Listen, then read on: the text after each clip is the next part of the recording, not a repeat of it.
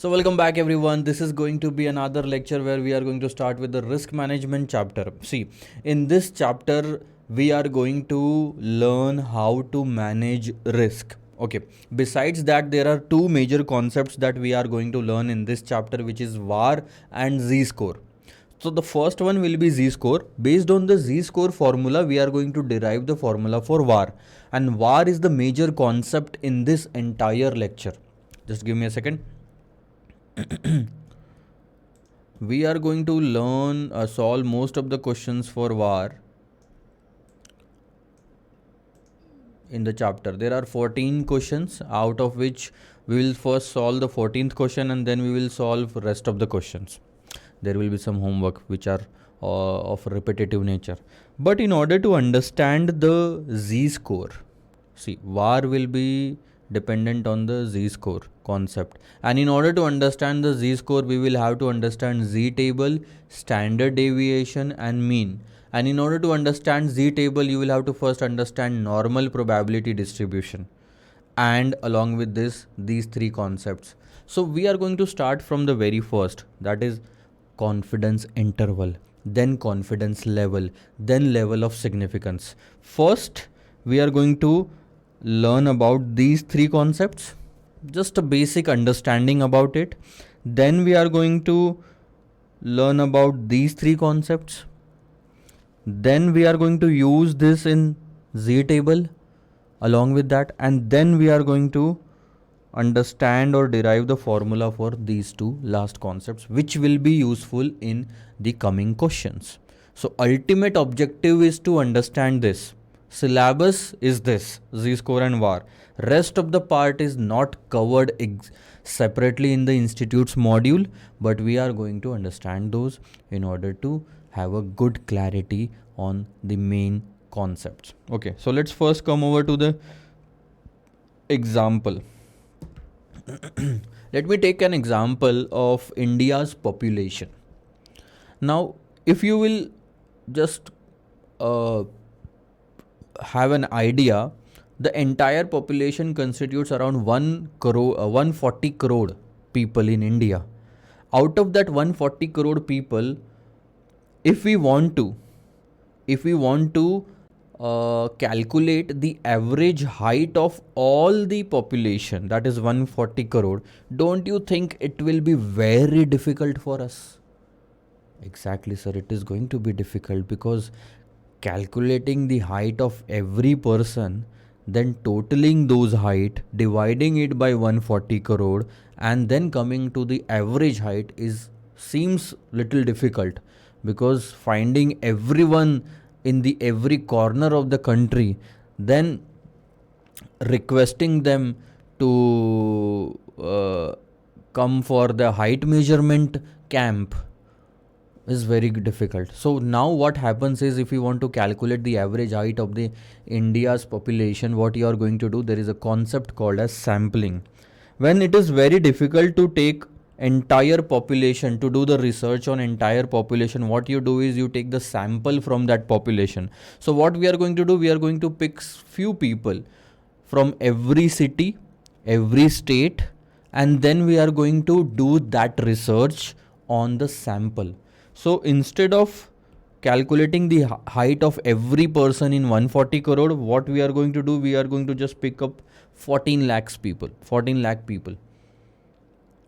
And we can do this process of calculating the height on 14 lakh people. If Pradhan Mantri Narendra Modi ji gives us such instructions, then calculating the height of 14 lakh people won't be a difficult task. But yes, for 140 crore people, it is a difficult task. So suppose you calculate the height of every person in that sample, that is 14 lakh per heights. Then you do the total of all those heights divided by 14 lakhs. You will come up with the average height of a person. Okay, that average height will be called as sample average height. The main criteria is the sample that you have taken for the average calculation should represent the entire population. What I want to say from this statement is that you should not skip any city or major city or any state Let's say for example you are taking the sample and you have skipped entirely the East India states or South Indian states or North Indian states. That is not going to work out. You have to pick people from every state, every city in the sample as well, so that the result that you are going to come up with will represent the entire population. Okay, so I will assume that the sample that you have taken represents the entire population, and then you have calculated the average sample height. This average sample height can be called as the average height of the entire population. Because sample represents the entire population, the average sample height also represents the entire population. So we can say that at that time that 4 point, let's say 5.7 feet is the average height of every person in the country, average. Okay, why I'm taking such an example, I will just let you know. Now let's say for example you have measured the height of every person this way. Someone is of 6 feet, someone is of 5 feet 3 inches, someone is of 5 feet 9 inches, then 6 feet 2 inches, and so on, so on, and so on. Okay, then what you do is you calculate a range, not just one figure but a range, and you will understand that how many bars are there in this example? 1 2 3 4 5 6 7 8 9 10. Okay, so the example that is being represented in front of you have 10 results, out of which 9 results or the height of the 9 people falls under this category. So if you will see, the average, the range is 6.2 to 5.3. What do I want to say about this is, what I want to say with this 6.2 to 5.3 is the maximum height is 6.2 and the minimum height is 5.3. Means 9 out of 10 people fall under this category. Let me write it in a correct manner, 5.3 to 6.2. This is the minimum height, this is the maximum height, this is going to be the range. 90% of the chance, 90% is the probability out of the data that if you pick anyone and calculate the height of that person, it will fall under that range, 5.3 to 6.2. Are you getting it? Only 10% chances are there that you will pick this person whose height is less than 5.3, whose height is beyond that range. Otherwise 90% are the chances that anyone who you are going to pick will fall under that category. This 5.3 to 6.2 is called as confidence interval. This is your first concept. This is range. That 90% that you referred there, that 90% probability is that everyone will fall in that category. This is called as confidence level. And the opposite of the confidence level is called as level of significance, which is 10%. Now, what was the range? 5.3 to 6.2. And 90% chances are there that anyone whom you will pick and calculate the height will fall under this category. That means 10% are the chances that it will not fall under that category. So there will be rejection that you will face to this extent. 10% will give you opposite answer, the answer which is not favorable to you. So are you getting what is confidence level, what is level of significance, and what is confidence interval? These three concepts have been completed. Okay, 90% this confidence level will give you favorable answers, and this will give you non-favorable answers. Cool. Total should be 100%. The total of confidence level and level of significance should be 100%. Also, level of significance is denoted by alpha. So how you will denote the confidence level? The total should be 1. 100% means ones. So confidence level will be denoted by 1 minus alpha. So 1 minus alpha will give you 1. Okay. Sorry, plus alpha will give you 1. The total of both. That's okay. That is for statistical purpose only. Now come to the fourth point, which is normal probability distribution. Let me give you some examples about it. Yeah, this is the range confidence interval 5.3 to 6.2, and I'm 90% confident that okay, just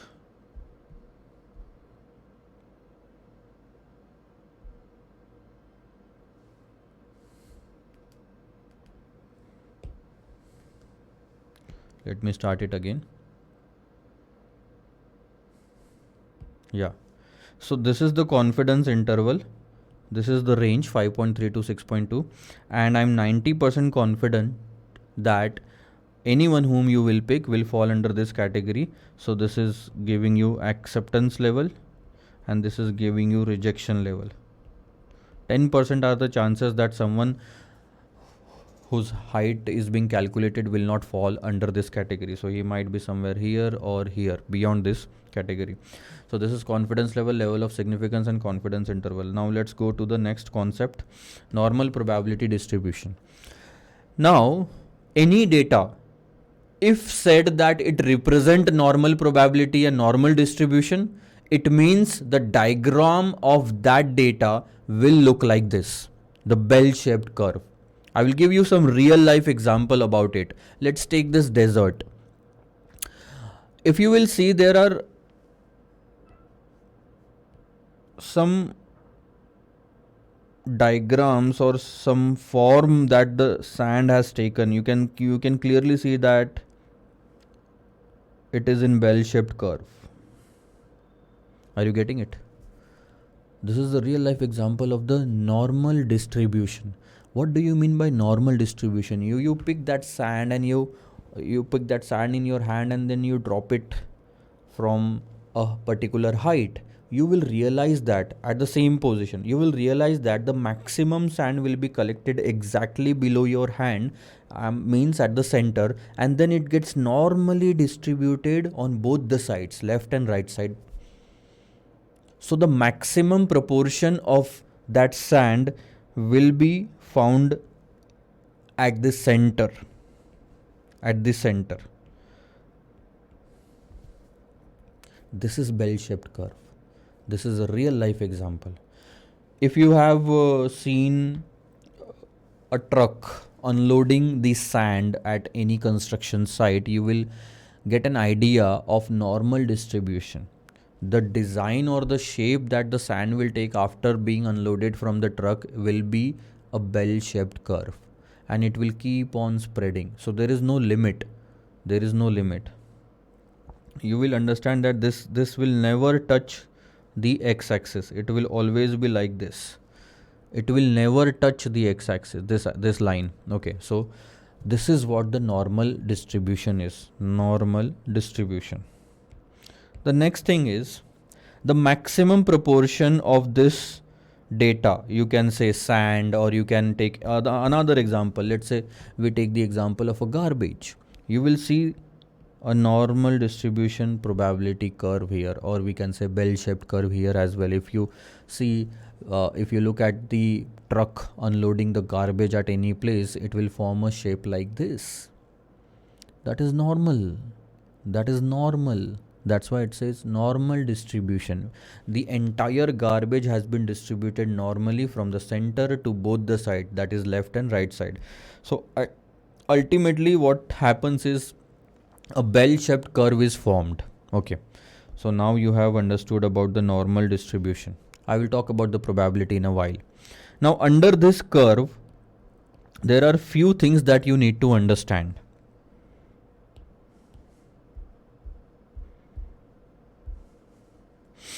The center, exact center of that bell-shaped curve is called as mean.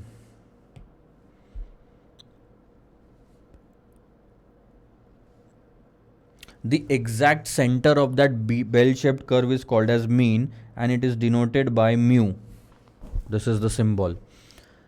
And it has been observed that after doing so many research on real life things, it has been observed that from that mean, 50% of the area constitutes on the left side and the right side also constitutes the same percentage. Means half of the garbage will be seen, we can be seen on the right side and half can be seen on the left side, and this is obvious because we are saying this is a normal distribution. So equal distribution will happen on both the sides most of the time. So total area means the total garbage. Let's say if it is 100%, then you will find 50% of the garbage on the left side of the mean and 50% of the garbage on the right side of the mean. That's why we call it as a mean. This is the center of both. So 50% area will be covered on the left, 50% area will be covered on the right. Okay, this is called as mean. After that, this is the example. Now I'll take another example. So this is a bell-shaped curve, and this is, you can clearly see, mean is here. Now one more thing which has been observed, that if you go one step, means if you deviate yourself from the mean, from the center, from the mean, if you deviate yourself for one step, you will find that, and it has been observed in many cases. Let's say we take the example of garbage, then this much of the percentage, 1, 2, 3, and 4. Let's do the total of all those 4, left and right side. So left side is 15 plus 19.1, that is around 34.1%, and this is also 34.1%. The total area is 68.2%. What does that mean? It has been observed that, it has been concluded after observing lots of real life examples, that the 68.2% of the total garbage can be found one step from the mean on both the sides. 34.1% on this side, 34.1% on this side. This one step is called as standard deviation. Why it is called as standard deviation? Because we are deviating from the mean. We are going away from the mean. So if you go one step away from the mean, I will call it as one standard deviation away from the mean. On the right side, you will cover 34.1% of the garbage, the total garbage. The total area is 100%, and out of that 100%, maximum area will be, that is 68.2% area will be covered just one standard deviation away from the mean.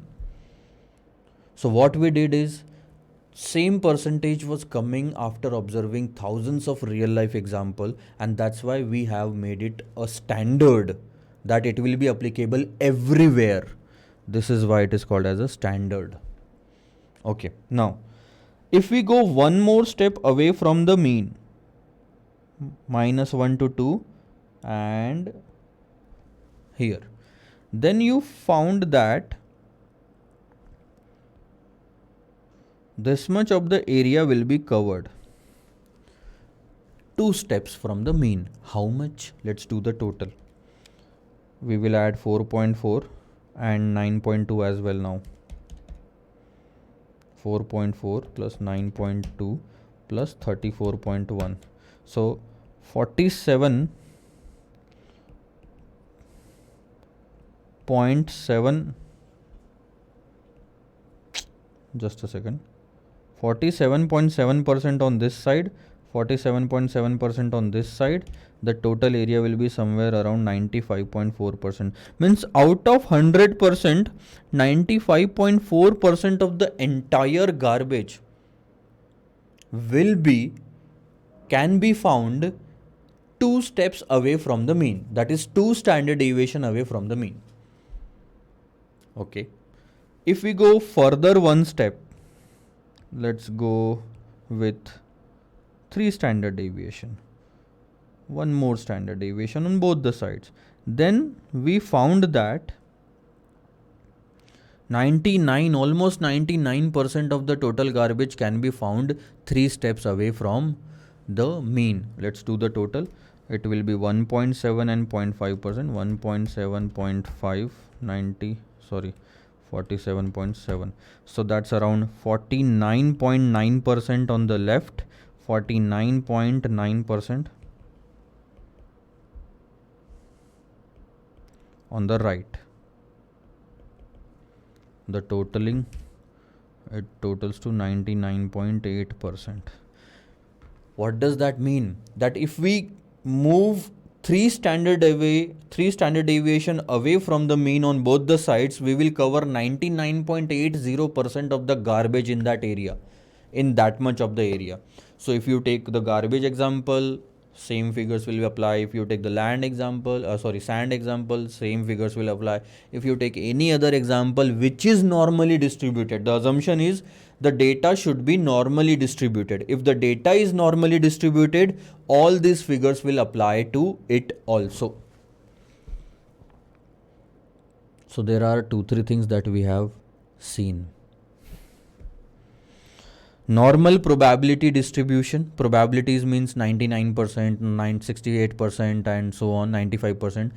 Mean means the center of that, the mu, and standard deviation means on both the sides, how much we go on both the sides. If you remember the concept of standard deviation in the last lecture, I told you that standard deviation itself means how much we are deviating on both the sides, the upper side also and the lower side also. So in this case also the right side also and the left side as well. Okay. Now comes the 7th topic, which is Z table. See, you just saw that diagram, right? And let me ask you a few things.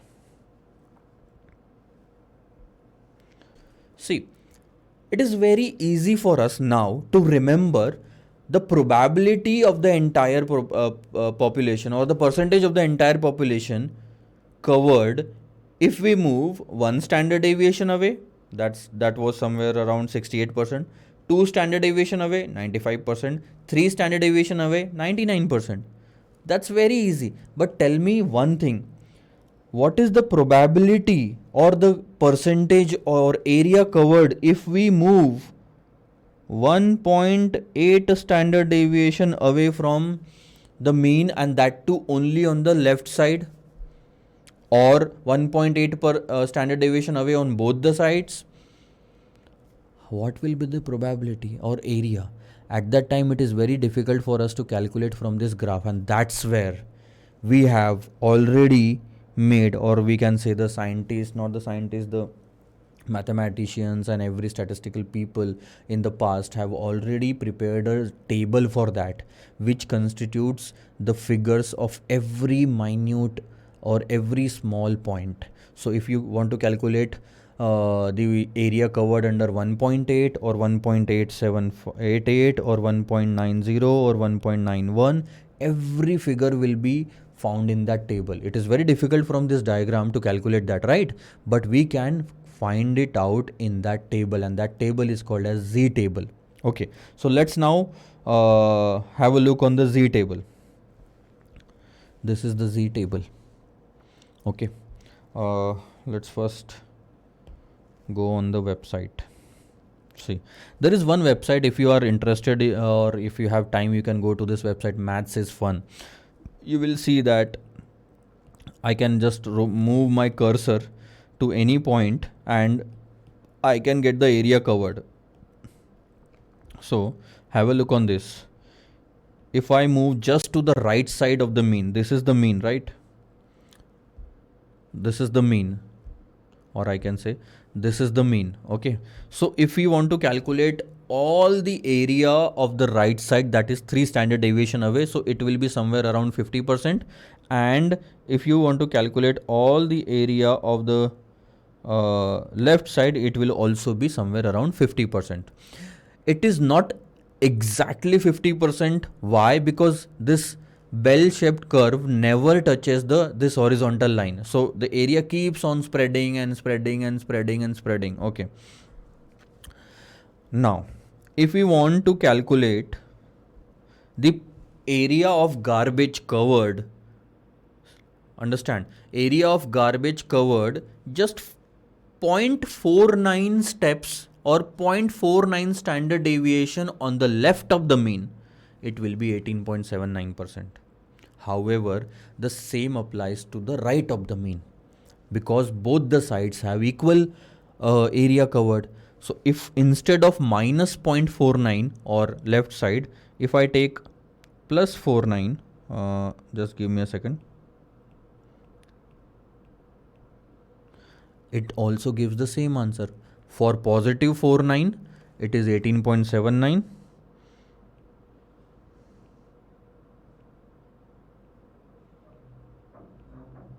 And for negative also it is 18.79. That means one thing is very clear, sir. If you are calculating the value for 0.49, it can also be applied for minus 0.49. Positive sign indicates the right side or the right side area, negative sign indicates the left area. Very clear? It was 18.79% and it is 18.79%. So if you want to calculate the garbage lying 0.49 standard deviation away from the mean on the left, it is 18.79. I will just write it here. 0.49 standard deviation away from mean on right. On right side, this is the example. Positive 0.49. If instead of right, I write, if I want to calculate on the left side, this will be the example. Minus 0.49. So the answer will remain same, that is 18.79%. The figure will change its sign. So if you want to calculate the area on the left, put negative sign here. If you want to calculate the area on the right, put positive sign here. The positive sign and the negative sign will indicate, please understand, will indicate on which side, on which area you want to, or on which direction you want to calculate the area. Cool. But let me ask you another question. If I want to calculate the entire area from, let me just take the screenshot of this, because it will not I think give us the cumulative figure. 0 to z, okay, up to z onwards, right? Now let's take 0.49. See, now for the 0.49 deviation, the probability or the area which is shown here is different. It is 68.79%. Now what is the difference in the previous figure? 0.49, it is 68.79%. Earlier when we found this area, it was 18.79 and now it is showing 68.79. Why it is like that? Because earlier we were finding standard deviation of 0.49 from the mean to the left side. So it was 0 to z at that time. See, it was 0 to z, 0.49. When we go from mean, 0 means the mean, okay? Standard deviation at mean is 0. So 0 to mean is 18.79. But if you take the entire right side from 0.49, let's take 0.49, and if you want to calculate the entire area of the right side, then what you will do? What you will have to do is, you will have to take this 18.79% and also the rest of the 50% of the right side and add it. It will give you 68.79%. It's very simple. This is, if the table shows you 68.79 for this figure, we will call it as cumulative table. Cumulative itself means the entire area on the right side and not just till 0 or the mean. If you want to calculate till mean only, that is one tail, one direction.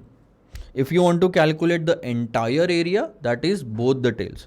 So this represents only one tail to the left. This is called as, see, I will write down here, z table, or we can say if the z score is minus 0.49, we will say one tail to the left, because it is negative. If it is 0.49, it will also be called as one tail to the right. At that time the answer will be 18.79%, 18.79%. But if the answer is 68.79%, or if you want to calculate the entire population, entire area on the right side, you will have to write down minus 0.49 and two tail, not just the two tail, you will have to write down cumulative area. At that time it is deemed that minus sign will represent the left. So 0.49 right side from the 0.49 will represent 68.79%, like this, 68.79%. and if you will write down like this minus 0.49, then it will be rest of the area 31.21%. So positive sign will indicate the area on right side, negative sign will indicate the area on the left side of 0.49. So please understand now, if you look at the cumulative table and at 0.49, if you stand at 0.49, all the right side area will be represented in a positive figure and all the left side area will be represented in a negative figure. So if you write down 0.49 only, the area is 68.79. if you write down minus 0.49 means the left of the area, it will be 31.21. okay, this is enough. I hope you have understood. Now let's take the table values. See, this is the table, this is the standard table which has been made, and the table that I am showing you is a cumulative table. What do you mean by cumulative table? When the cumulative table is given, and if you are calculating the probability at any point of time, it will show the entire population on the other side as well. So it directly starts with 0.5. At 0 level it starts with 0.5, means if you are starting from this point, it has already taken this figure into consideration, so it will always add 0.5 to the rest of the area. Or if we take normal table, not the cumulative one, then this 0 will start from 0 only. You can see it here. At that time it does not take the entire 50% of the other side. Okay, that's cool. Now let's find out some basic figures. 0.65.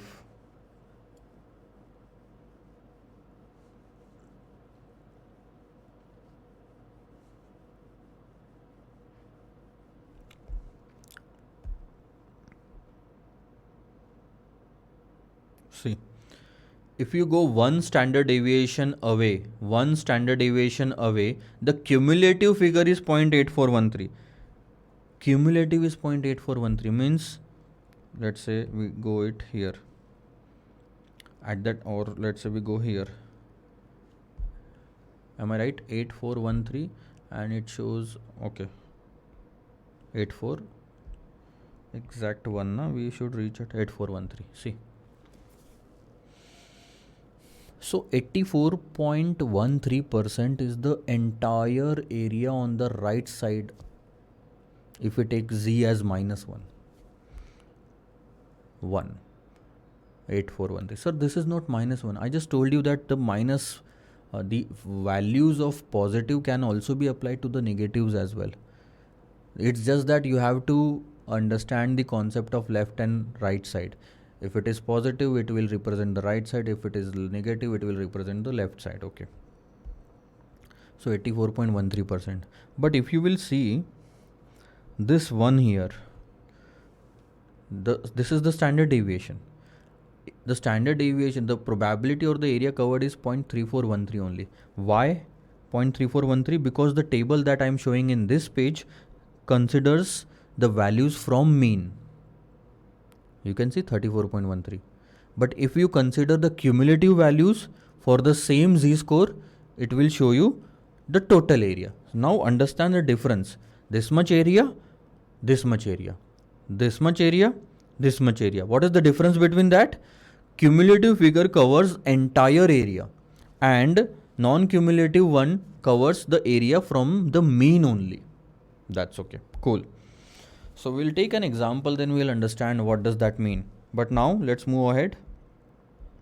We have understood the table also, z table. Now once again we will go. There can be different types of table. This table that I'm showing you here is a cumulative table, and this table which is written over here is a non-cumulative table. It represents only single side. Okay. Only one tell. This is called as one tell. Okay. In the horizontal bar, the first row, and this vertical column, the first column and the first row is called as the standard deviation. These are the standard deviation that you want to go away from the mean, and the figures written inside those two, inside the standard deviation, are called as the area or the probability. So these are the probabilities. Total probability will always be 1. I will just show you here. It will always be 1. You can clearly see it here. The maximum that the values can go is 1. That is 100%. Okay, clear. So you have understood the concept of Z table also. Okay, let's take an exercise. Let's find out the value of 1.2 standard deviation, or the area covered under 1.2 standard deviation. So first we will go to 1.2, and this is the area, 88.49%. Now if we want to find out 1.25, the area covered under 1.25 standard deviation, then what will happen? We will find out 1.2 here, and we will find out 0.05 here, 1.25. So 1.2 here, 1.2 here. You will see this is the value. I will just remove it so that we can have a clear picture on that. 0.8944. That means 89.44% of the probability or the area is covered 1.25 standard deviation away from the mean. 1.25 standard deviation away from the mean means it considers the rest of the side as well. 1.25. Let's do the calculation here.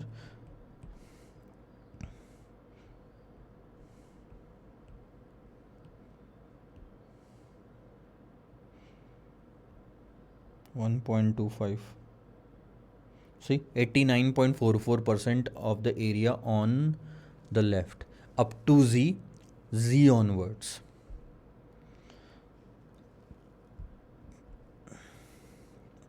So these are the three ways in which you can calculate the probabilities. Z means the figure that we want. Z means the Z score. That 1.25 is called as the Z score that we want to find out. See, at the end of the day, you need to understand few things in this. This is called as Z score. This is called as the probability. Somewhere it is called as the area. This is called as mu, means mean. And this 1, 2, 3, or you can say 1, 2, 3 are called as standard deviation. How far you are going from the mean. So these are the four things that you need to understand. With this, we will end our discussion of Z table. So you are clear with confidence interval, confidence level, level of significance, normal probability distribution, mean, standard deviation, and Z table. Now we are going to use all these things in the next concept, which is called as Z score, or the VAR after that. But we are going to understand it with an example. Have a look. Let's say, for example, we will draw a bell-shaped curve, a normally distributed data. You can draw a bell-shaped here if you want. Let's start with a mean. That means the amount of money that I already have in my hand. Let's start it from 30. And every coin that I add in my pocket, let's say it is of a similar currency. It is of the same currency, that is 10 rupee coin. Let's say, for example, that if I add one coin to my pocket, the total will be 40. If I add one more coin, it will be 50. If I add one more coin, it will be 60. But if I remove or take out one coin from what I already had, my total will go to 20, then 10, and then 0. One coin, every time I remove a one coin, I will lose 10 rupees from what I already have. But if I add one coin, every time it will add up to 10 rupees. Okay, this is the scenario. Now, if we think from the bell-shaped angle, this is the mean to us. Okay. Now, what I want to say is, let's just take out some example. How many coins are required? How many coins are required in order to make the total to 50? It's very simple example. If I want the total in my pocket to be 50 rupees, how many coins I will have to add up? And you can easily answer this question that, sir, if you want 50 rupees in your pocket and if you have already 30 rupees, then that means you have to add how much? 20 rupees in your pocket. And you just said that every coin is of 10 rupee. That means 20 divided by 10, 2. 2 is the answer. Two more coins have to be added in this pocket in order to take the total to 50 rupees. And that's what the z-score is, 2. That's what the z-score is, 2. So let me take the example, write it down here. Number of coins required to make the total to 50. So how did we calculate that? 50 minus 30. The first thing that we did is how much extra is required. 20 rupees extra is required. We wanted to reach to 50. And we are starting from 30 itself. This is the point from where we are starting, right? And if we want to reach out to 50, then that means we have to add 20 more rupees, and every coin is of 10 rupees. So it will be 20 divided by 10. I will just do it here. It will be 20 divided by 10 is equal to 2. That is the z-score. Now, can you create a formula for z-score? Yes, sir. Z-score is equal to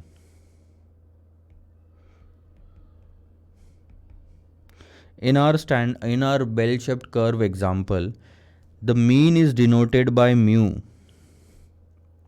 and every equal distance is denoted by standard deviation, which in this case is 10 rupees coin. Every distance from the previous one is of 10 rupees, right? In this case. And that is what we call it as a standard deviation in bell-shaped curve. There are two things that we learn in a normal probability distribution example, that is mu and standard deviation. So let's take 50. This is where we want to reach. So we will take it as x.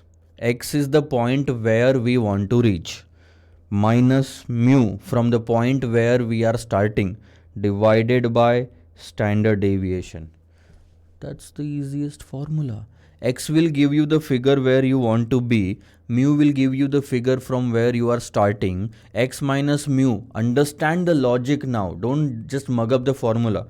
X minus mu will give you the figure, the additional amount that you want to add up to mu. The difference between these two. And then standard deviation is the figure which will tell you how many steps you have to move away. How many steps you have to move away from the mean in order to arrive at x. So can I say that from 30 I have to jump 1 step and 2 steps. 1 step and 2 steps. That means from 30 I have to go 2 standard deviation on the right side to reach to 50. Why right side? Because the 2 here is positive. If there is no symbol, we will call it as positive. So we will say we want to go to right side. But let me take the same example. Instead of 50, if I want to reach out to 10 rupees, then what I am going to do? I will just write down 10 means the x that I want to be, where I want to be, mu from where I am starting, and standard deviation. That means the coin, every coin. the answer will be minus 20 by 10. The answer will be minus 2. Now in this case, when the answer is minus, when the answer is in negative point, that means you have to go left from the mean. So we will go left from the mean. Do you understand this? Left, 2 steps left from the mean. This is what the z-score is. That means if we compare this example with the normal probability example that we that with the standard deviation diagram, in that we can call 30 as 0, 20 as minus 1, 10 as minus 2, 0 as minus 3, 40 as 1, 50 as 2, 60 as 3. It's very simple. Are you getting it? So this is your entire example. Now what we are going to do, we are going to solve some questions based on the z-score formula, and then we will get to know that how to use that. Okay, let me take up some example. Now since you have understood that you need to move 2 standard deviation on the right side, can you tell me the probability of that point?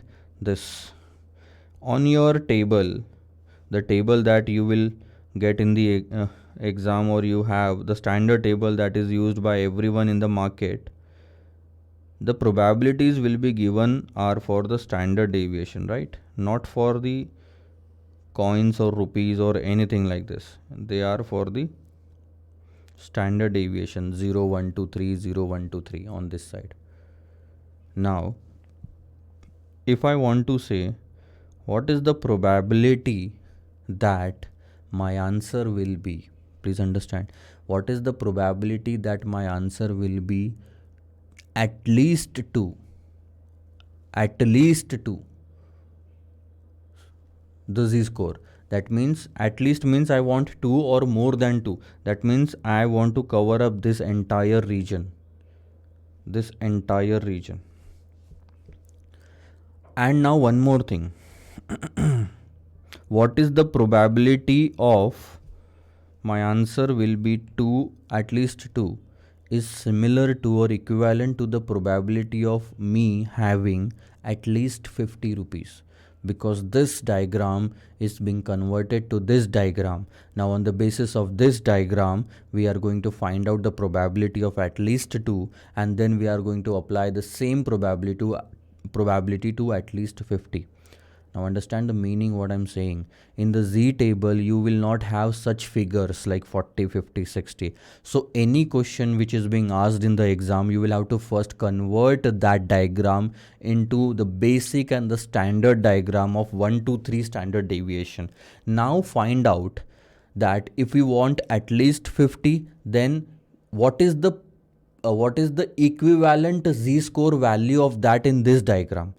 For 50, 2 is the equivalent z-score value.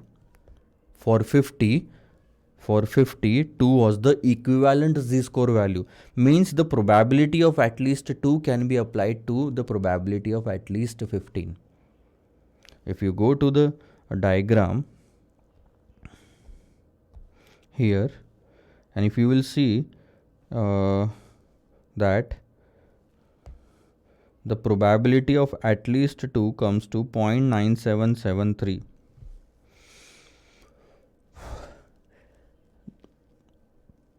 Instead of that, we will just find out here single table, not the cumulative one. We will just take the answer from here.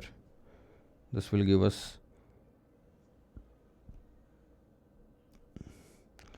at least 2. This is not at least 2. First of all, please understand, we want at least 2 means 2 and more than 2. That means the right side of the table. So Z onwards. See, Z onwards. This is the direction. Do you want up to Z or beyond Z? We want beyond Z, Z onwards. So that is 2.28%. That is 2.28%. That much only. How to calculate that? It will be given here. The table is not given here. This table that is being shown here gives the data of 0 to z values. Okay, the table that we have gives the data of up to z values. So we do not have the table of z onwards. Now I will tell you how to calculate 2.28 with the cumulative table. The probability of 2 is 0.9773. That 0.9773 is the entire left side value right now, because it is cumulative, it covers up the rest of the area. Okay, so it is, let me show you here, is 0.9773. It covers the entire left area. Why it covers the entire left area? Because you have taken it from the cumulative table. If you take the cumulative table, wherever at whichever point you are calculating the answer, it considers the rest of the 50% on the other side. So if we are calculating 2.28 on the right side, it covers the area from that point to the left side area, the other area. Okay, but it is very easy to calculate the area on the right. What you have to do is 1 minus 0.9773.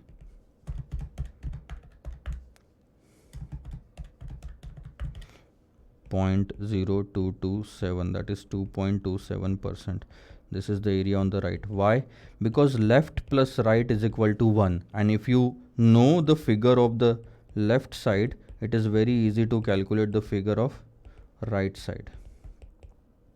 2.27%, that's it. It's very easy. So that is 2.28. Our answer is 2.27. Are you getting it? Please understand, the cumulative figure means it includes the other side as well. So in the cumulative table, if you calculate this point, it will give you the answer of this entire area. In the cumulative table, if you calculate this point, it will give you the answer of this entire area. So you can use it for right, for left, both. But understand, cumulative means it considers the rest of the 50% also, the 50% area on the other side as well. So when we are on the left side, the other side is right. When we are on the right side, the other side is left. Okay. Now what does that mean?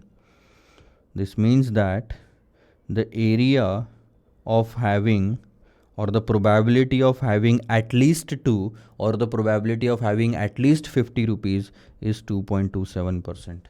That I will have 50 or more than 50. Rest of the probability is 97.73%. What does that mean? That my answer will be less than 2, or my answer will be less than 50. 97.73% is the probability that my answer will be less than 50.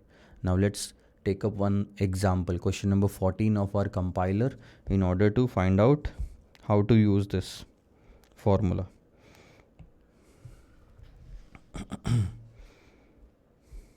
Question number 14. Have a look on this. We are going to use the formula that we have learned yet. ABC Limited is considering a project. Now ABC Limited wants to invest in a project which is normally distributed. Please understand, most of the students ignores these two words. They think that it is not relevant for the answer because it is not like some figure or something, but it is not like that. If it is normally distributed, immediately one thing should come in your mind, that this is going to form a bell-shaped curve and has a mean mu return of 2 crore with a standard deviation of 1.60 crore. Mean of 2 crore with a standard deviation of 1.60 crore. Immediately you should be able to draw it here. So let's say we take the mean as 2 crore. Return, this is our profit, and a standard deviation of 1.6 crore means if we move one step on the right, our total profit will grow to 3.6. One more step, it will grow to 5.2. One more step, it will grow to 3.6, 5.2, 6.8.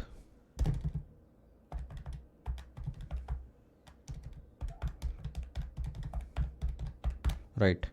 But if we go on the left side, that means instead of profit, if the losses happen, then 2 minus 1.6 will be 0.4 profit only.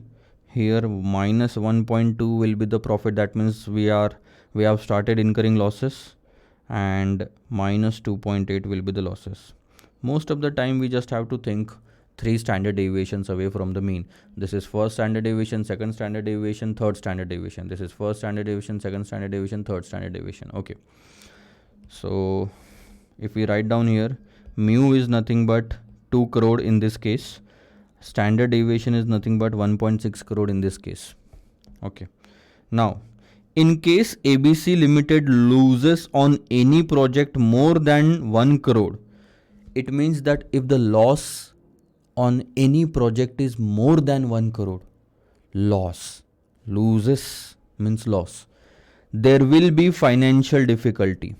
Now find out where do you think that 1 crore loss will lie.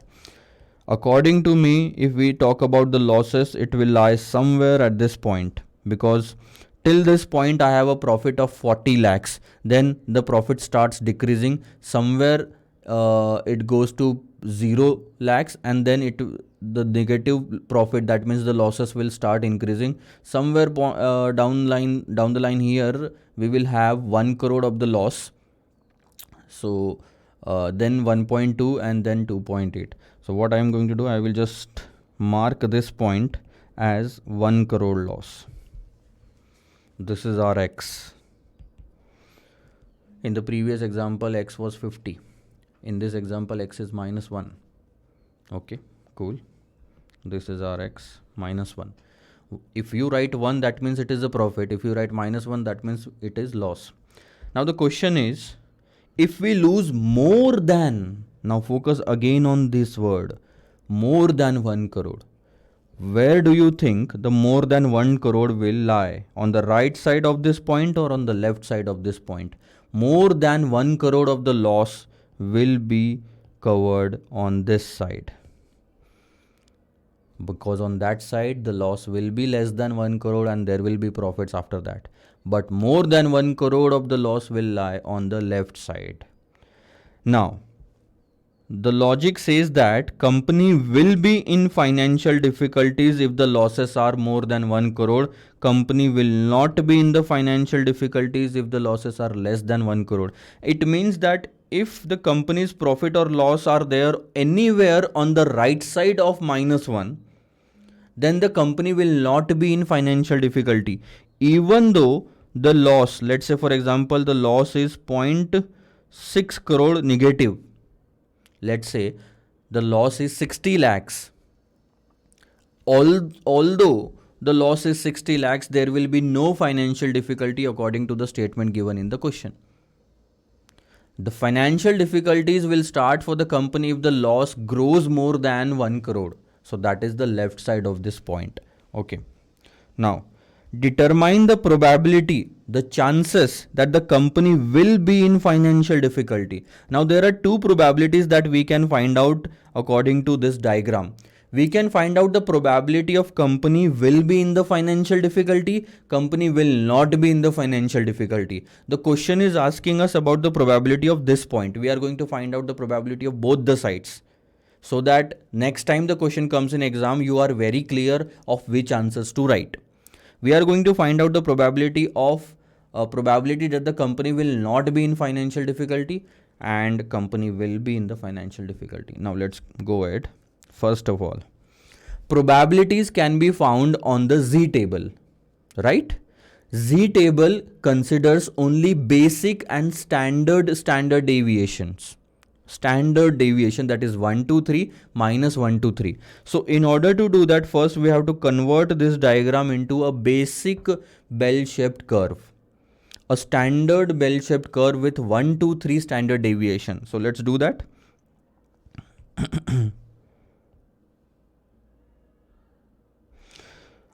In the standard bell-shaped curve, mean starts from 0.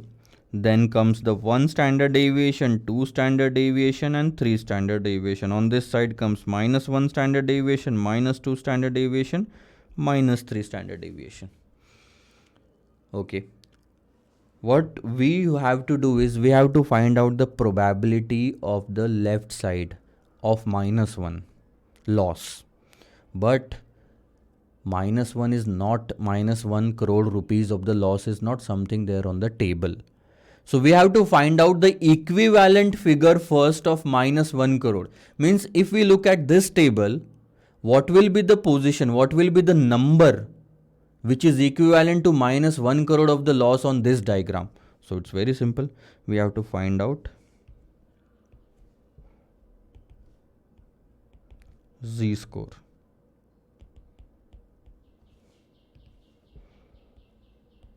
What is this 1, 2, 3 and all? Z score, standard deviation. We have to find out the standard deviation.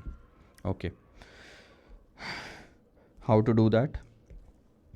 Z score is equal to the point where we want to reach is -1 crore of the loss. The point from where we are starting is the 2 crore of the profit. So if you will see how many crore of the loss that you will have to go on left side in order to reach at 1 crore of the loss, first there is profit of 2 crore. It will go down to 0. So you have to incur the losses of 2 crore just to reach at 0 profit loss.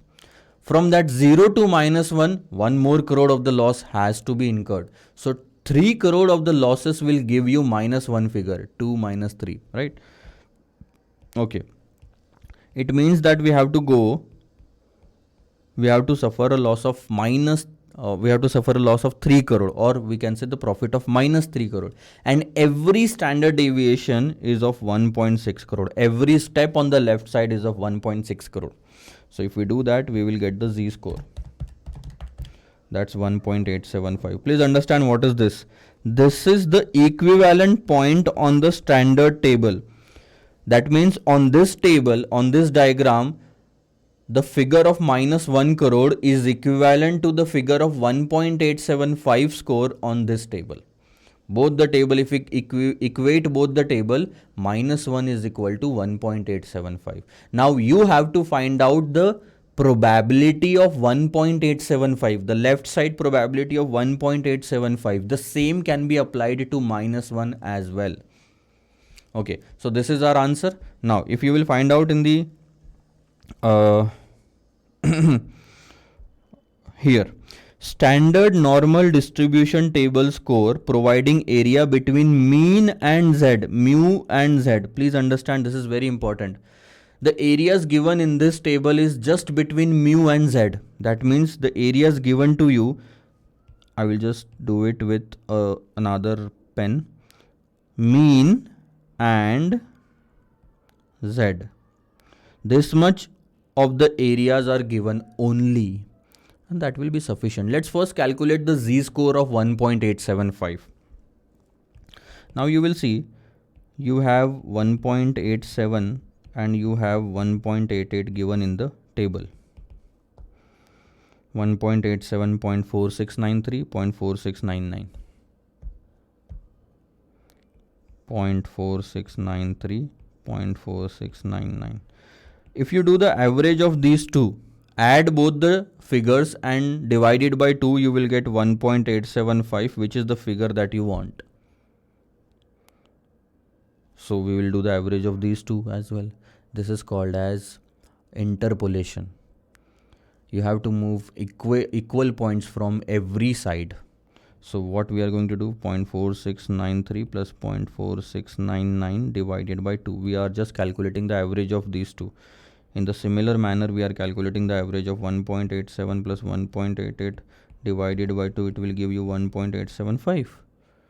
Then it will also give you the answer of 1.875. 0.4693, the middle figure of these two values. 0.4994.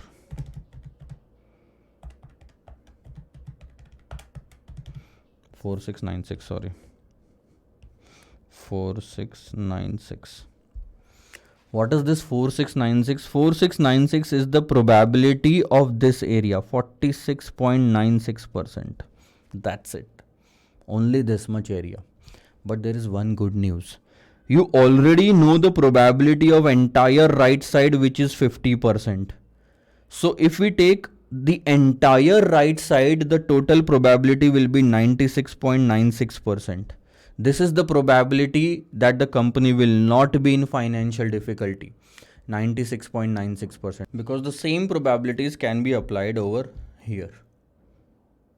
So what I'm going to do in the 96.96% is the probability that the company will not be in financial difficulty.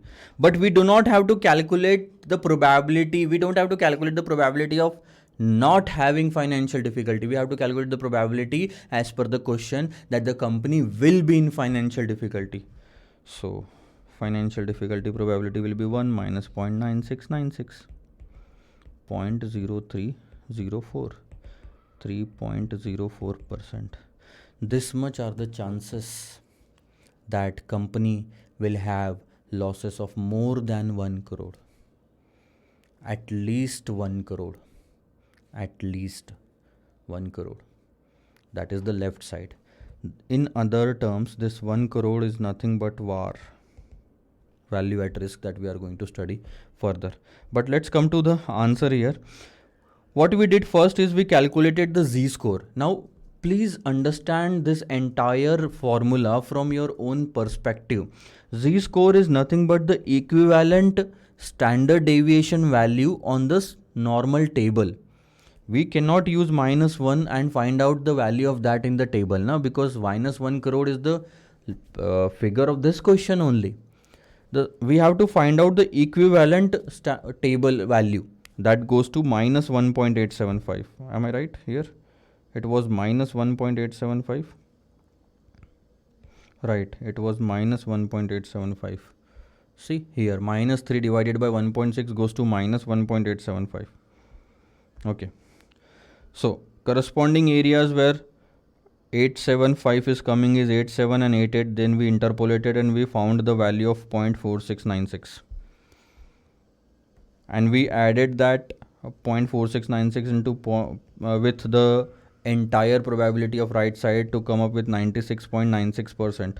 This is the probability that the company will not face any financial difficulty. But our question was, how much is the probability that the company will face the financial difficulty? What we did is we deducted 96.96% probability from 100% to arrive at 3.04%. This is your final answer. How this is difficult? This is not difficult, but understanding it is going to be difficult for the first time. So all in all, what we did, I will just summarize here once again. Because the question said that the data is normally distributed, we calculated or we draw a diagram for that. And it was looking like this. The mean started from here and it went up to 3.6, 5.2, 6.8, 0.4 minus 1.2 minus 2.8. Now the question said that calculate the probability that the loss will be at least 1 crore or more. That means this area. But we do not have such kind of table where our profit and losses are given. We have a standard table in the market. We have a standard table. If we compare the standard table with our example, then 2 will be the mean, which is 0 in our standard table. Then 1, 2, 3 standard deviations are there. It is like this. Because both sand and garbage examples are normally distributed, the probabilities of this example will apply to this, probabilities of this example will apply to this for the same location. Now what we did is, instead of finding the probability of 1 crore here, 1 crore loss here, we found the equivalent value of z-score on this line, and it was minus 1.875. So we thought that if we calculate the probability of minus 1.875, it can be applicable to -1 in this case as well. So we started finding the probability of this. Now please understand that the question gave us the probabilities of z-score, probabilities between z-score and mean only. Z-score and mean only, this much area. Or you can say if we take 1.875 here, it will be like this much area. The same can be applied to the other side as well. So what we did, we found the probability of 46.96% of this much area, but we didn't want to calculate that. We wanted to calculate the probability of left side. Okay, so what we did is, there are two ways, understand. This much of the area constitutes 50%, this much of the area constitutes 50%.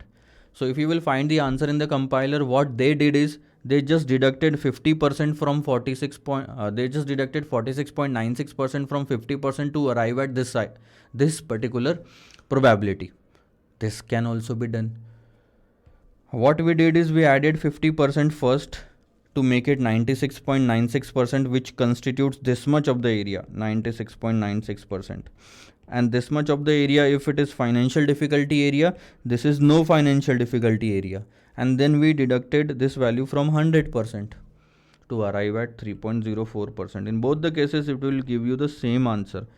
But just to make you understand that what is the probability of no financial difficulty, we added 50% in that. It's very simple. If more examples are coming in exam, you should be able to solve it very easily. If you have any kind of a doubt, you can feel free to ask me in the Telegram channel. Now we are going to come over to the last concept, which is value at risk. Let me take a break of 2 minutes and then I will be back with the value at risk. So hi guys, welcome back after the break. Now we are going to discuss over the last concept, which is VAR, value at risk. So first we are going to understand the concept of VAR, then we are going to derive the formula of VAR using the formula of z-score, and then we are going to solve lots of questions in the next lecture using this formula of VAR. Okay, so are you ready? Just be with me for another half an hour to understand the concept and the formula of the VAR. What is more important in this chapter? The chapter's name is risk management. Do you understand that? The chapter's name is risk management, but before management of the risk, the more important part is to measure the risk. Before you know the amount of risk, how you will be able to manage the risk, right? So you need to quantify it before taking some action in order to reduce that risk. So risk measurement, there is one concept in the previous lecture that we learned about risk measurement, that is volatility. In other terms, we used to call it as a standard deviation, sigma. This is the most popular and traditional measure of risk, which is volatility. But standard deviation has some drawbacks. Now, what is the problem with the standard deviation? Let's discuss that. The problem with the volatility is, it does not care about the direction of an investment's movement. It shows profit as well as losses. Now, if you remember, in the standard deviation concept, I told you that if our expected return is 10% and the standard deviation is 2%, then our return can go up by 2% to 12% and down by 2% to 8%. So standard deviation shows the movement on both the direction, the above upside also and the downside also. So it shows the profit side as well, the loss side as well. But tell me one thing. Do you really think investor cares equally about the profit and loss? No. Before taking investment decision, the one thing that is most important for the investor is to know about the chances of losing money. He is not that much worried about the profit. How much will be the profit? If there is profit, then it's okay. But he is not equally worried about both the two. He is more worried about the losses than profit. So more important among the two is to know about the loss only, not the profit. That's why standard deviation and volatility will not give you the correct figure, the proper answer. We need one concept which only talks about losses, and that is nothing but the VAR. VAR answers the question, what is my worst case scenario? It shows loss side. How much could I lose in a really bad month? VAR means how much of the value of your investment is at risk. VAR. So let's take an example. Suppose an investor invests around 20 lakhs in a single asset over a 1 day period. For just 1 day, he is investing 20 lakh rupees.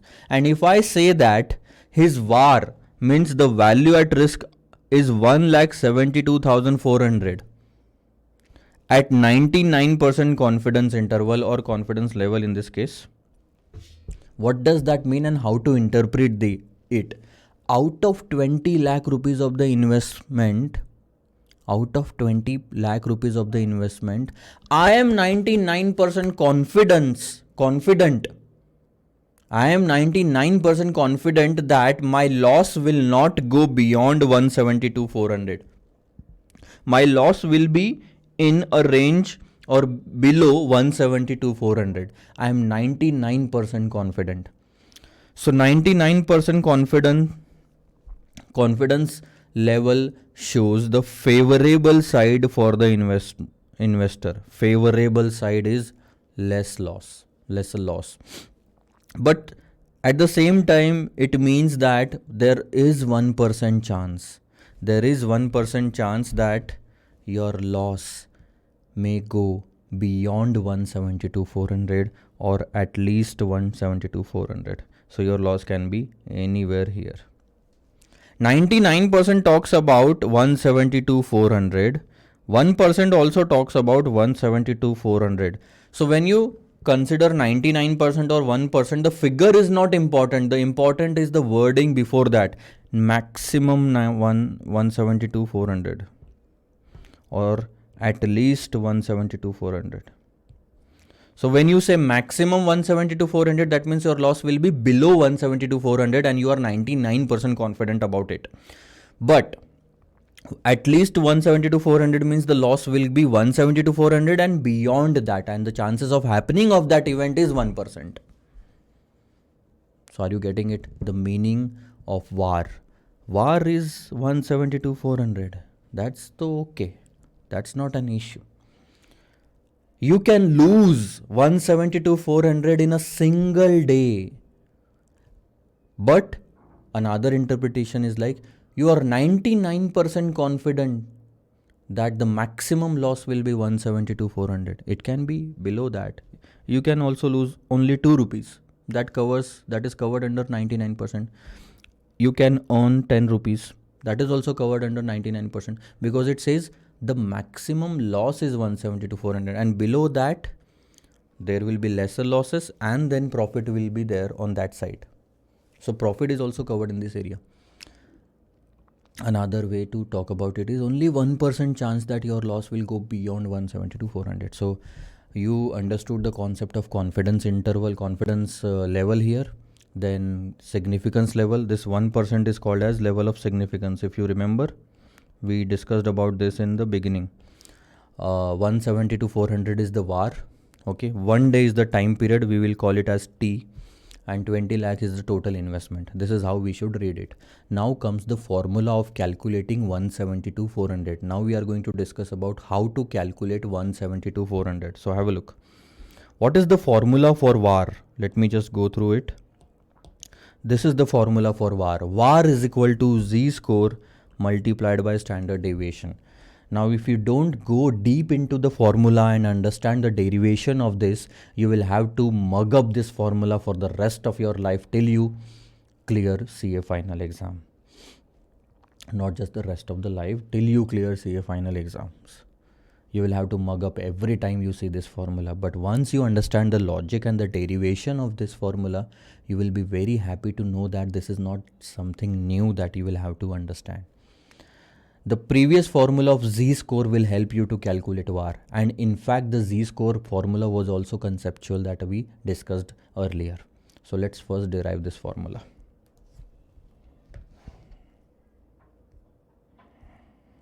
Okay, so what we should do, I think we should understand the concept or the derivation of the formula with the help of first question that is covered in the syllabus in risk management chapter. So I would request you to come over to page number 1. I am going to read this question, and what I am going to do, I am going to obviously solve this question, but before that, just taking up the figures from this question, we are going to understand the derivation of the formula.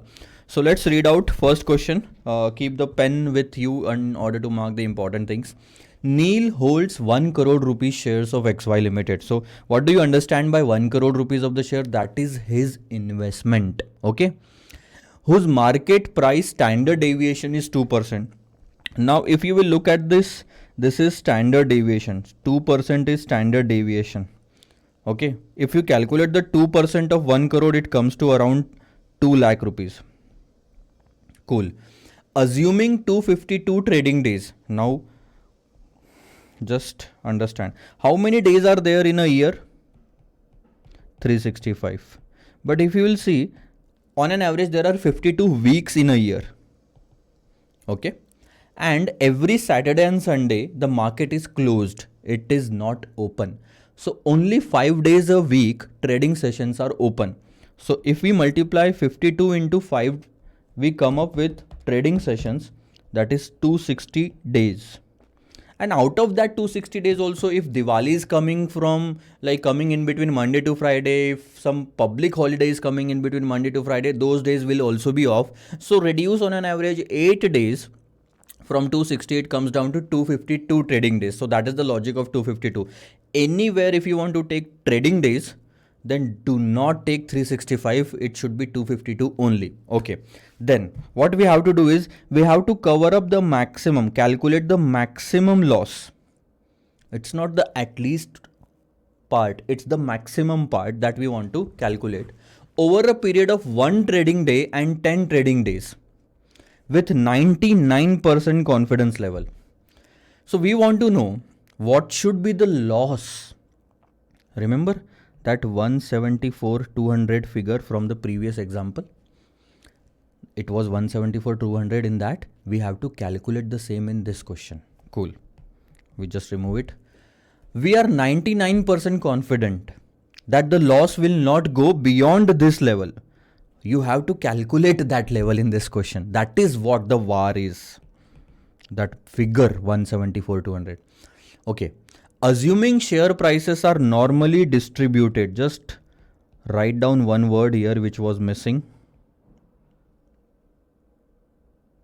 Normally distributed. It should be normally distributed for level of 99%. For a confidence level of 99%, the share prices are normally distributed. Means this entire investment is depicting a picture of normal distribution. Cool. So we can formulate that graph.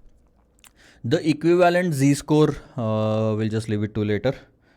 Now focus on this. Since the question clearly says that the figures are normally distributed, what we are going to do? We are going to draw a picture like this.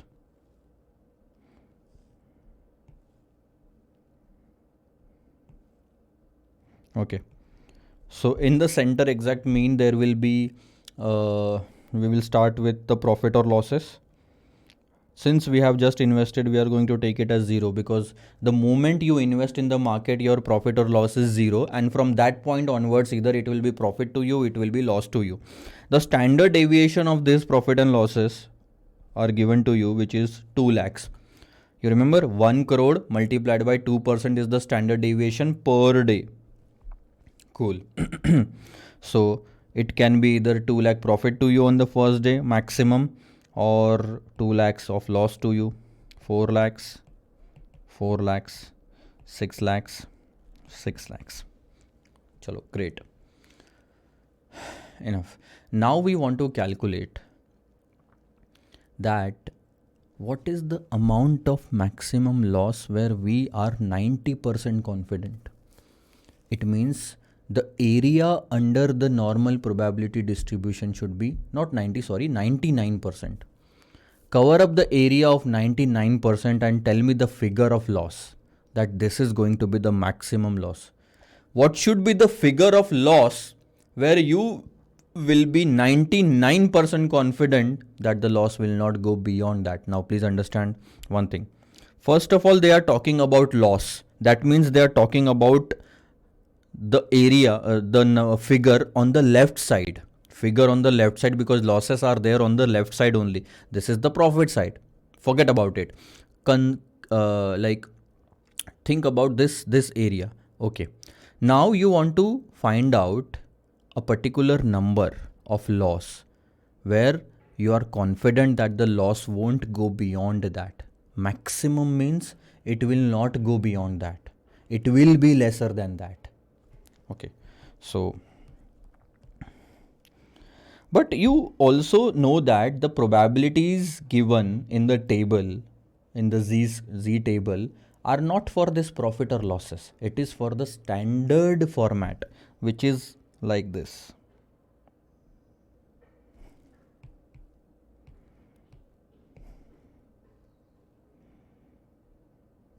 Where R mean is 0, here we write 1 standard deviation, 2 standard deviation, 3 standard deviation, minus 1, minus 2, minus 3.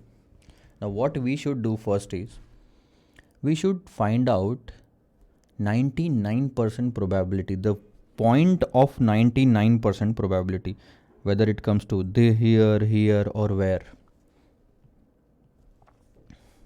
So let's go into the table and then find out where do we exactly land with a 99% probability.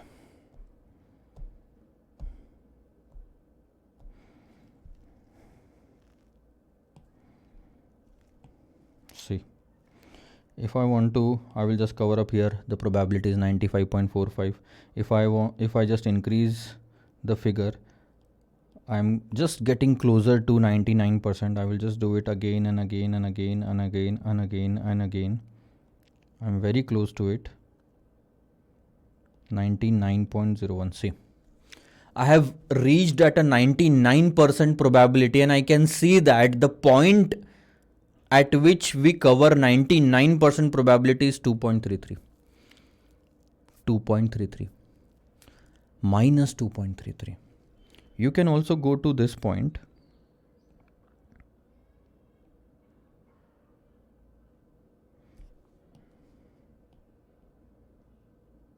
In this case also you will have the same probability, 99%. But we are not worried about the profits, na? We are worried about the losses. So that's why we'll come on this side. So 2.33 is the figure where 99% probability is given. Now you don't have to worry about this because it is already given in the question, and it will be given most of the time. The equivalent Z-score from the normal table of cumulative area is 2.33. That is what is saying. That means on the normal table, 2.33 is the point where you can clearly say that we are 99% confident. Okay, great. So 2.33 comes down to this point. 2.33. Please understand. This entire area, in this entire area, we can say that we are 99% confident that the value won't go beyond 2.33, or the value will be maximum 2.33. This is normally distributed. This is also normally distributed. Means the probabilities or the areas or the locations of this graph or the figure will be applicable in a similar manner to this one also. Okay. So what we have to do at the end of the day is we have to calculate a straight line from this. Means we have to find out up this point, and this will be your VAR. This will show you the maximum loss, because these are losses. This figure will be the loss itself. This is the maximum loss, and the entire area beside this will be 99%. So you have already calculated the area. This is 99% area, and you are confident that, let's say for example, we take it as X. So you are confident that the loss won't go beyond X, and you're 99% confident in this case. How did you calculate that? You calculated by equating this entire diagram with the standard diagram. You wanted 99% probability, and that 99% probability is given in the standard diagram, not in the any diagram given in the question. So you equated first, you drew this particular standard deviation standard table. Then you found the 99% probability. Where does it lie? It lies at 2.33 z-score. This is z-score.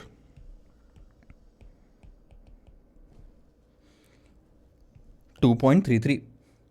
Okay, then you found you tried to find out the equivalent location in the above figure, because both of these are normally distributed, so this 99% can be applied to 99% here as well to this point. And now we have to calculate this. If you remember, this is nothing but the same example that we have taken in the previous example, the question.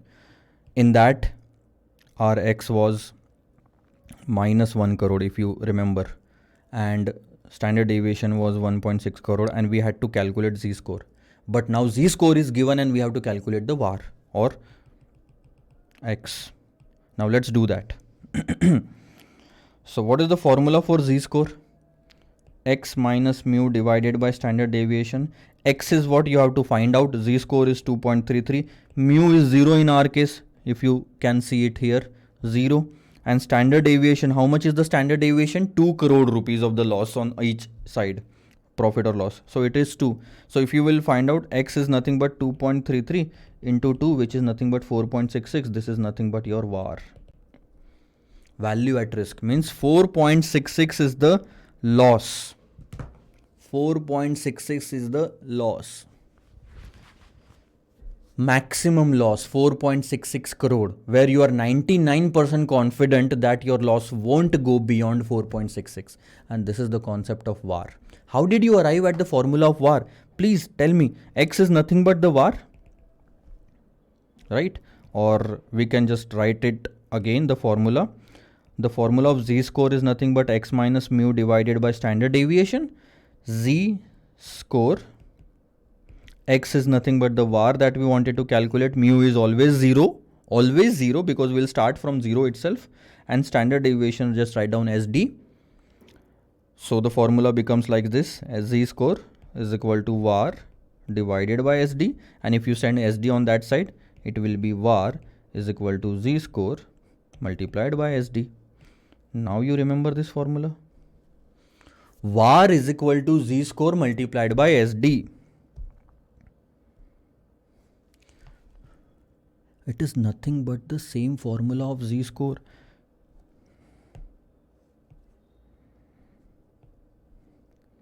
Z-score is equal to x minus mu divided by standard deviation. This mu is altogether eliminated because it always starts from 0 while calculating VAR. Standard deviation is this figure, z is this figure, and x is this figure.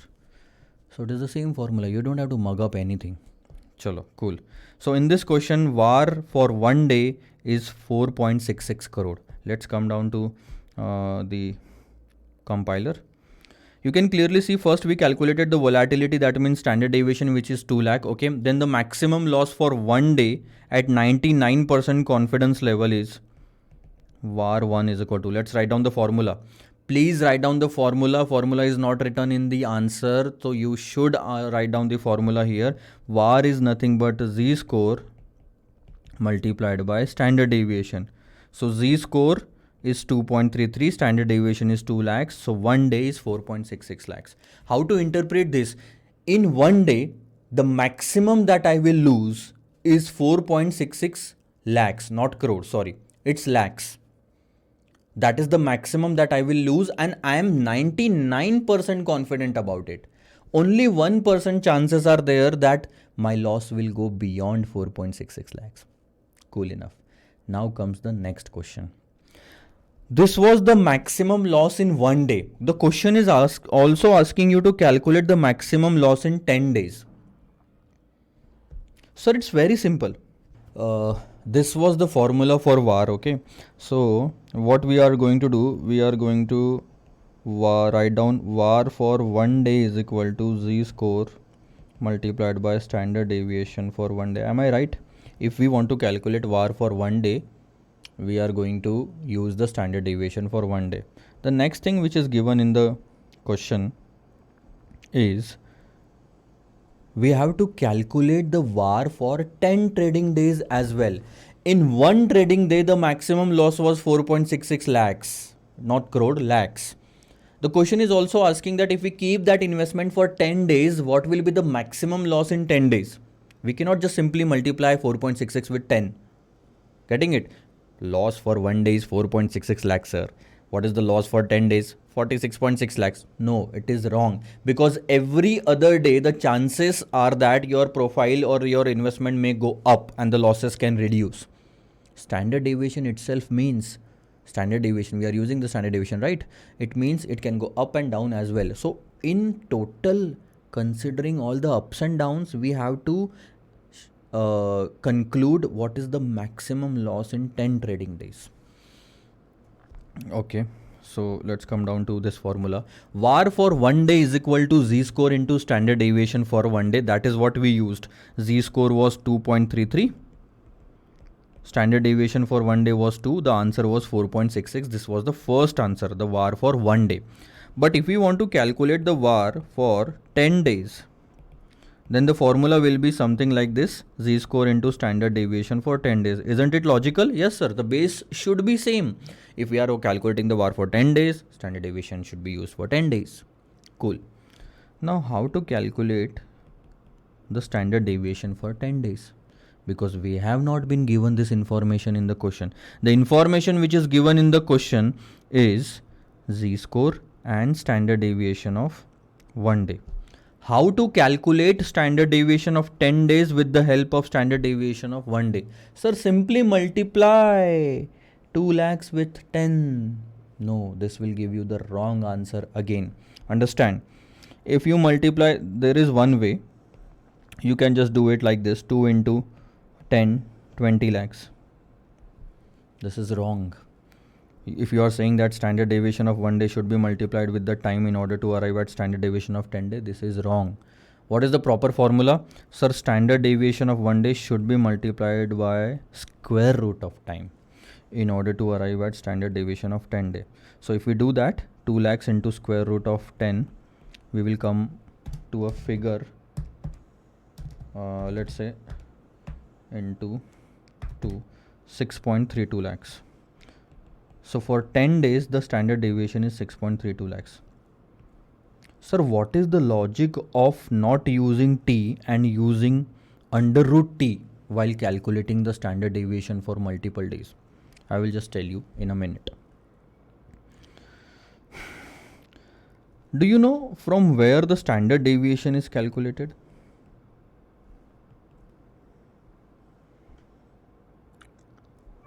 Standard deviation is calculated with the help of variance.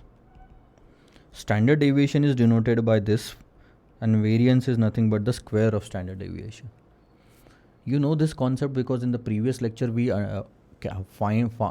actually discussed how to calculate standard deviation.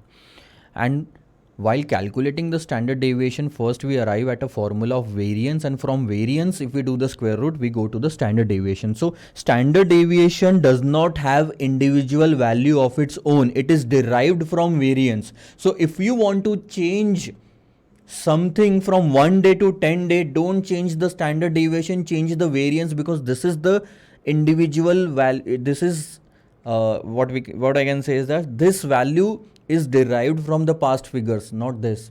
So you should change this. Now please understand, if you want to multiply it with time, if you want to convert standard deviation or variance of 1 day to 10 days, just multiply it with 10.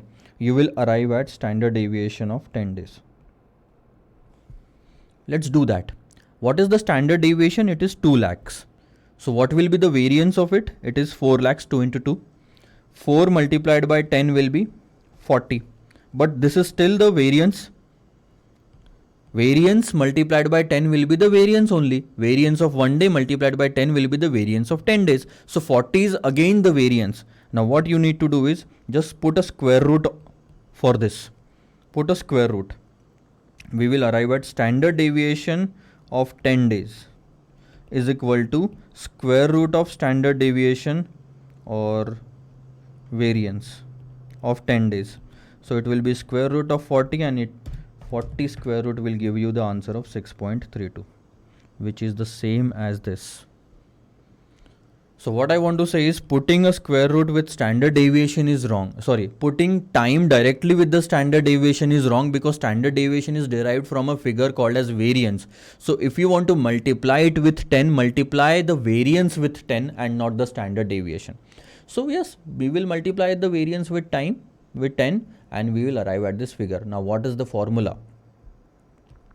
What is the formula? Under root 40 is derived with this answer, 4 into 10. 4 is nothing but the variance of one day and 10 is nothing but the time. Am I right? And this is standard deviation of 10 days. 40, no? Right.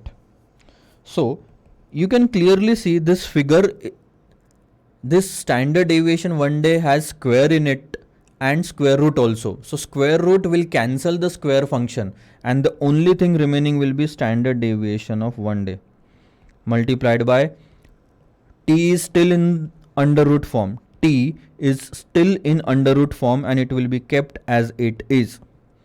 We have just bifurcated, or in another way I will just write it down. Have a look. We can write down this equation as two different under root equations. Standard deviation of one day square, or the variance of one day square root into under root t. We can write it like this. This first part can be easily converted into standard deviation of one day, as the square function will cancel the square root function and this will be kept as under root t. This is standard deviation of 10 days. That's it. This is the formula that you have to use in this question. So let's solve the VAR for 10 days. What I'm going to do, I'm going to put this formula for 10 days standard deviation in the above figure here at this point. Let's write it down. Standard deviation of 10 days is nothing but standard deviation of one day multiplied by under root t. Now let's put down the figures. 2.33 into 2 lakh is the standard deviation for one day into under root 10. Time is 10. So if you do the calculation, 2.33 into 2 or 10 square root into 2 into 2.33, you will arrive at a figure of 14.74 lakhs. This is the maximum that you will lose in 10 trading sessions and you are 99% confident about it. See, 14.74 lakhs, 99% confident about it. So ultimately that you learned is this formula. Please understand. VAR for one day is equal to standard deviation or z score multiplied by standard deviation for one day. If you have to calculate it for multiple days, you can write it like this. VAR for t days is equal to z score into standard, or let's say 10 day, we will just write it directly. VAR for 10 days is equal to z score multiplied by standard deviation of 10 days. And in order to convert standard deviation of 10 days, we can manipulate the formula z score into standard deviation of one day multiplied by under root t. Now observe something. This much of the formula and this much of the formula is same. So we can replace, instead of z score into standard deviation of one day, we can replace VAR of one day. So another and the third formula for this is VAR for 10 days is nothing but VAR for one day into under root t. So this is the first formula, second formula, third formula. In your question in the compiler, this formula has been used. And you can do it easily. Like what was the VAR for one day? 4.66 into under root 10. 4.66 into 3.16. The answer is 14.74. Same answer. It may happen in the question in the exam that they will give you only VAR and under and time in order to calculate the 10 days VAR. They might not give you the standard deviation directly. They will not give you the z-score. Without z-score and standard deviation also you can calculate VAR with the help of this. VAR for 1 day into under root t will give you VAR for 10 days, means time for t days. Are you getting it? So you need to remember this formula. This much is very, very important. Very, very important. You can write it down here. This is nothing but under root t into VAR for 1 day, which has resulted into VAR for 10 days. So there are multiple formulas that you should remember. All the formulas should be written over here. VAR for 10 days is equal to z-score multiplied by standard deviation for 1 day.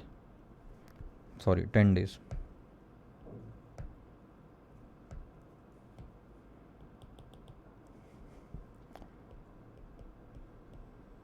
Then you convert the standard deviation of 10 day into standard deviation of 1 day into under root t, z into, and then you can convert this much part into VAR of 1 day into under root t. So there are 3 different formulas for this. Have you understood the concept of VAR first of all? Yes sir, we have understood the concept of VAR. VAR is nothing but the maximum loss at a given confidence level. We are 99% confident that the maximum loss in a single day will be 4.66 lakhs. We are 99% confident that the maximum loss will be 14.74 lakhs in 10 days. So that is what the answer is. Cool. All in all, what you have to remember is this much of the formula and one more formula, which is z is equal to x minus mu by standard deviation. And please remember, this formula of VAR is derived from this formula itself. So ultimately there are only 2 formulas. Z is equal to x minus mu by standard deviation, and standard deviation for 10 days is equal to standard deviation of 1 day into under root t. With the help of these 2 formulas, you are deriving all the other formulas. But all in all, you will have to remember only this much. This was our first question, where I have explained you the concept of VAR. We have derived the formulas for the VAR with the help of z-score formula. From the next question, we are going to solve from the next lecture, we are going to solve all the question very fast, because we are done with the risk management formulas. We are going to first revise all the formulas in the next lecture, and then we'll start with the question number 2. I hope you have understood everything. If you have any kind of a question, you can just ask me in the Telegram group. Bye bye for now.